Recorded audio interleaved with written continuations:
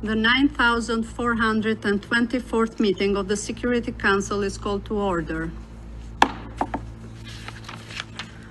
The provisional agenda for this meeting is threats to international peace and security.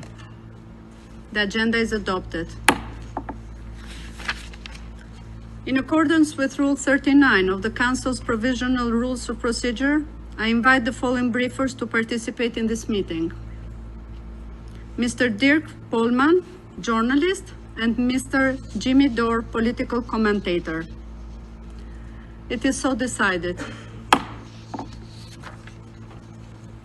I now give the floor to Mr. Jimmy Dore. Greetings, Mr. President, distinguished members of the Council. I'm here to speak today about the attack on the Nord Stream pipeline that took place 1 year ago on September 26, 2022.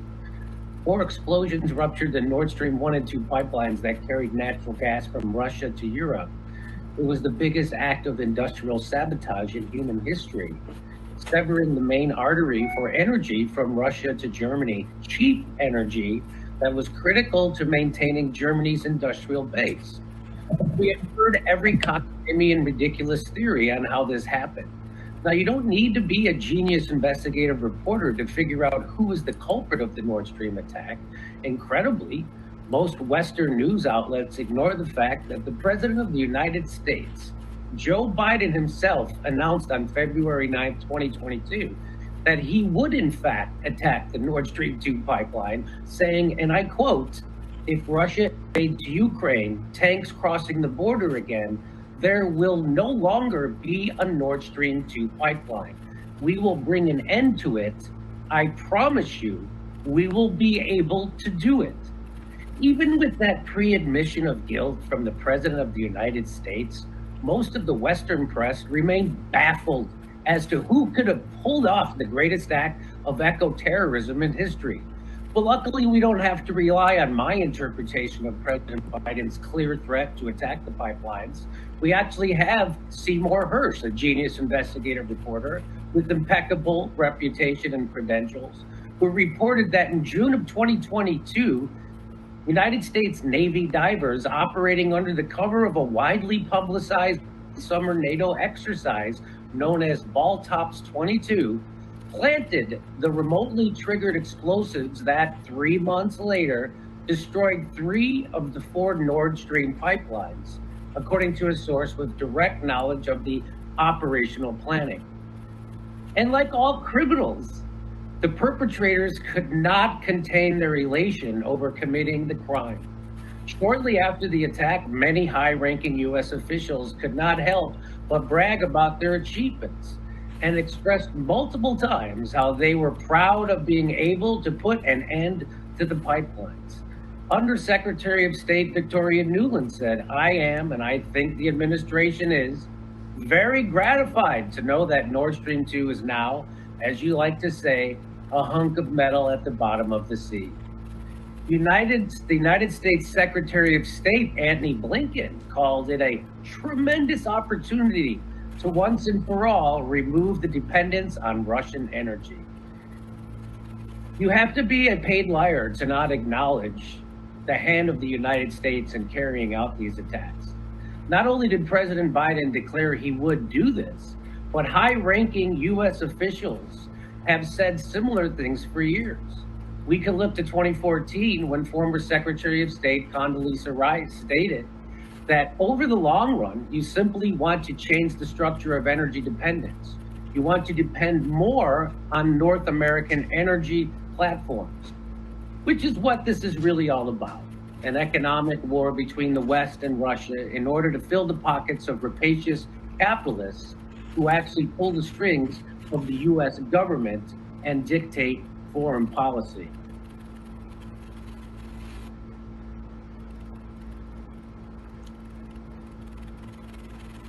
So let's pull back and take a look at the context in which this pipeline bombing occurred, shall we?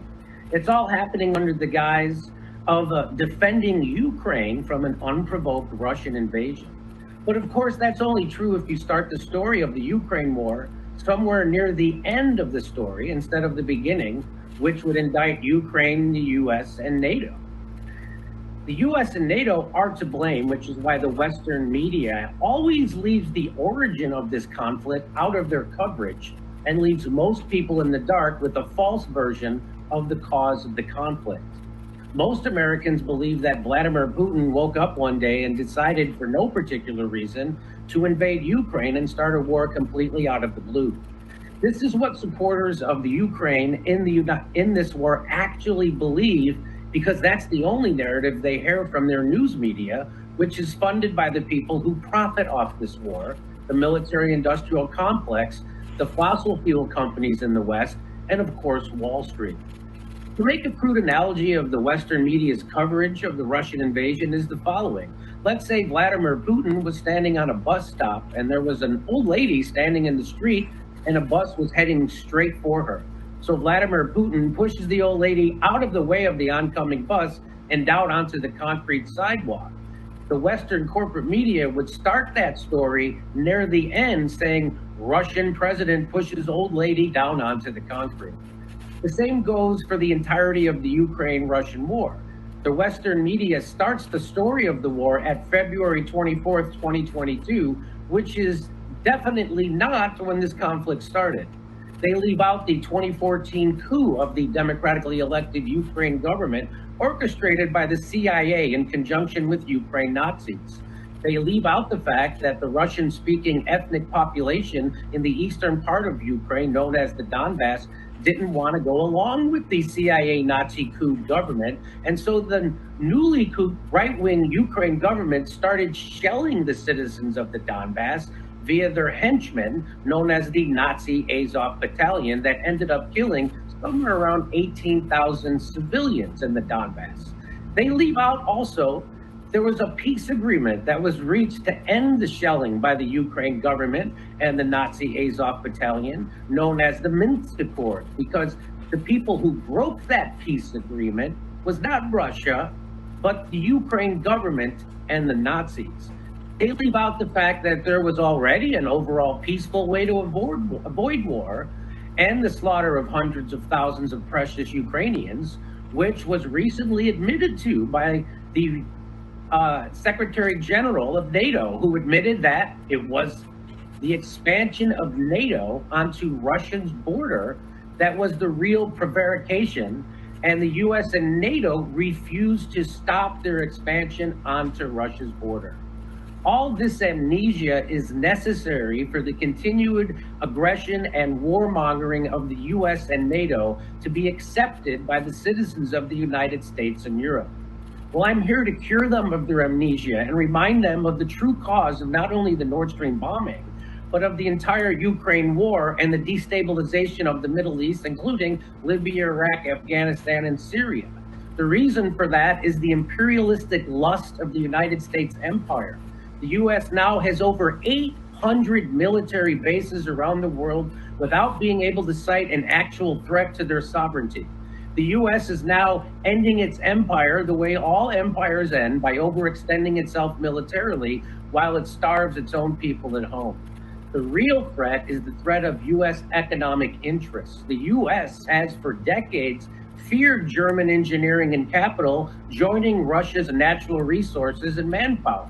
As elucidated very clearly by the founder of the US intelligence firm Stratford, George Friedman, in his 2010 book says, quote, Russia does not threaten America's global position, but the mere possibility that it might collaborate with Europe and particularly Germany opens up the most significant threat in a decade, a long-term threat that needs to be nipped in the bud. Therefore, maintaining a powerful wedge between Germany and Russia is of overwhelming interest to the United States. For the US, Friedman added in 2015, the primordial fear is German technology and German capital, combining with Russian natural resources and Russian manpower to form the only combination that has for centuries scared the hell out of the United States.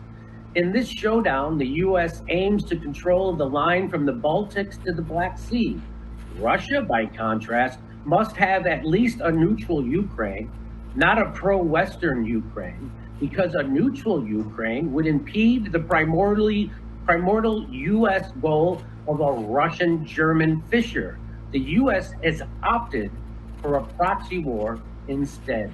The Western governments are silent, even as the U.S. says through anonymous sources that Ukraine is responsible for the Nord Stream attack, but they won't blame them publicly. And so the United States continues to arm Ukraine to the teeth in hopes of extending the war and avoiding peace. The Germans say it's Ukraine, but will not release their official investigation and will not make an announcement. The final obscenity is that the people in the West who claim to be environmentalists and claim to care about climate change and the environment say nothing about the worst release of methane gas in human history, but in fact whose actions reveal they don't actually care about climate change and continue to support this war and its eco-terrorism. In a bizarre twist, even Greta Thunberg traveled to Ukraine to meet with Zelensky after the Nord Stream bombing. Thank you for allowing me to speak. I thank Ms. Dorr for his briefing. We thank Dirk Pullman and Jimmy Dorr for their briefings, which have once again demonstrated to the Security Council that the citizens of Western countries also have a great deal of questions for their governments amid the numerous inconsistencies in the narrative promoted by Washington and its allies in connection with the bombing of the Nord Stream gas pipelines in September 2022.